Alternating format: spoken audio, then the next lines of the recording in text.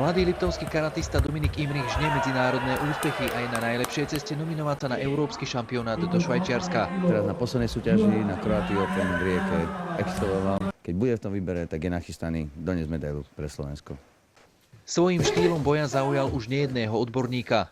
Musím toho supera nechať vynervovať a potom ho trafím, keď nie je sústredený. Talentovaného juniora od začiatku usmerňuje otec Ján Imrich, bývalý dvojnásobný bronzový medailista z majstrovstiev sveta. Dominik robil veľký skok v technikách a v kombinácii rukami. Má ich veľmi rýchle a isté.